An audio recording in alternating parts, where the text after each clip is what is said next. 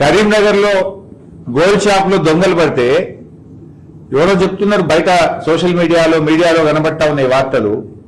ఆ బంగారం దొంగతనం చేసిన దొంగలంటే దేశం విడిచి పారిపోయినట్టు ఇప్పటికే. వాడిని పట్టుకోరా అంటే శాత కాదు.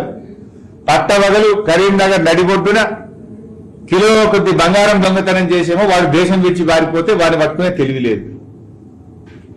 మల్కాజ్గిరి పోలీస్ కమిషనర్ సుమతి గారు రాత్రి పోయి రోడ్ల మీద నిలబడితే పోకిరీలు వచ్చి ఒక మహిళ మీద ఏ రకమైన ప్రయత్నం చేసిండ్రో ఆమెనే పోలీస్ కమిషనరే సోషల్ మీడియాలో పెట్టుకున్నది. అంటే రాష్ట్రంలో లా అండ్ ఆర్డర్ పరిస్థితి ఎంత దారుణంగా తయారైందో మనకు అర్థమైతా ఉంది.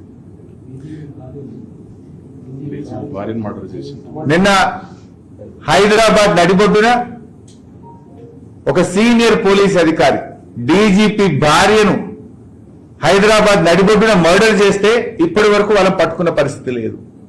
ఇంకా ఆయన స్టేట్మెంట్ ఇస్తాడు పోలీస్ కమిషనర్ హైదరాబాద్, జాగ్రత్తగా ఉండండి. ఇంకా దాన్ని నువ్వు పోలీస్ కమిషనర్ ఎందుకు, జాగ్రత్తగా ఎట్లా మేము ఉంటాం? మీ పరిస్థితి ఎట్లుందంటే హైదరాబాద్ నడిబొడ్డున సొంత ఒక సీనియర్ ఐపీఎస్ అధికారి భార్యను మర్డర్ చేస్తే పట్టుకునే దిక్కు లేదు. కరీంనగర్ నడిబొడ్డున దోపిడి దొంగలు బంగారం షాప్ లో బంగారం ఎత్తుకపోతే పట్టుకునే దిక్కు లేదు. ఎమ్మెల్యేల క్యాంప్ ఆఫీసుల మీద దాడి చేస్తే కనీసం ఆపే పరిస్థితి లేదు. ఒక మహిళ అర్ధరాత్రి పూట హైదరాబాద్ లో నడిచే పరిస్థితి లేదు. కానీ బీఆర్ఎస్ నాయకుల మీద మాత్రం రాజకీయ వేధింపులకు కొదవలేదు. కేసుల మీద కేసులు పెట్టి, అక్రమ కేసులు పెట్టి, అరెస్టుల మీద అరెస్టులు పెట్టి, జైలు నుంచి బయటకు రాకుండా ఎంతమంది బీఆర్ఎస్ నాయకులను వేధిస్తుంది. ఇవాళ క్రిషాంక్ పోయి ఎన్ని రోజులైంది? క్రిషాంక్ చేసిన తప్పేంది? దొంగను దొరకబట్టి పోలీసులకు సెల్ ఫోన్ ఇచ్చిండు అంతే. ఫేక్ సోషల్ మీడియాలో ఫేక్ వార్తలు పెట్టిన వ్యక్తిని దొరకబట్టి ఈ ఫోన్ నుంచే సోషల్ మీడియాలో ఫేక్ వార్తలు పెట్టిండు, అబద్దాలు ప్రచారం చేసిండని ఆ ఫోన్ అతని చేతుల నుంచి తీసుకొని పోలీస్ చేతికి ఇచ్చాడు.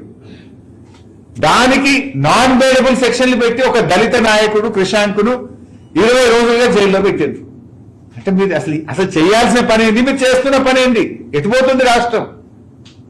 నిన్ననే కేంద్ర ప్రభుత్వం నివేదిక వచ్చింది. దేశంలో అత్యధిక ఎస్సీ ఎస్టీ కేసులు ఎక్కడైతున్నాయంటే తెలంగాణలో అవుతున్నాయి. అత్యధిక పిల్లలు మిస్సింగ్ ఎక్కడున్నారు అంటే తెలంగాణలో. అందులో ఆడపిల్లలు మిస్సింగ్ ఉన్నారు. వాళ్ళని పట్టుకోవడంలో బాగా వెనుకబడ్డ రాష్ట్రం ఏది అంటే తెలంగాణ రాష్ట్రం. అత్యధిక కేసులు దేంట్లో చూసినా. తెలంగాణ అభివృద్ధి దేంట్లో జరుగుతుంది? ఆత్మహత్యల్లో అభివృద్ధి చేస్తున్నారు మీరు. కేసుల నమోదులో అభివృద్ధి చూపిస్తున్నారు. అత్యాచారాల్లో అభివృద్ధి చూపిస్తున్నారు. చిన్నపిల్లల్ని ఎత్తుకెళ్లడంలో అభివృద్ధి చూపిస్తున్నారు. మహిళల రక్షణ ఫెయిల్ అవ్వడంలో అభివృద్ధి చూపిస్తున్నారు. హైదరాబాద్ పరువు తీసేసింది మీరు. ఒకప్పుడు లా అండ్ ఆర్డర్ లో తెలంగాణ దేశానికి దిక్సూచి. ఇదే కేంద్ర ప్రభుత్వం అనేక సందర్భాల్లో తెలంగాణను మెచ్చుకున్నది. ఇలా పరిస్థితి ఏంటి? మహిళా పోలీస్ కమిషనరు మంచి ప్రయత్నమే చేయొచ్చు ఆవిడ, కానీ పరిస్థితి ఎట్లా ఉందనడానికి అది అర్థం పడుతున్నది. పరిస్థితి తీవ్రతకు అది అర్థం పడుతూ ఉన్నది. ఎంత దారుణమైన పరిస్థితులు హైదరాబాద్ లో ఉన్నాయి. ఒక ఐపీఎస్ ఆఫీసర్ భార్యను మర్డర్ చేస్తే ఎట్లుంది? ఒక ఐపీఎస్ ఆఫీసర్ రోడ్డు మీద తిరుగుతే పరిస్థితులు ఎట్లా ఉన్నాయి?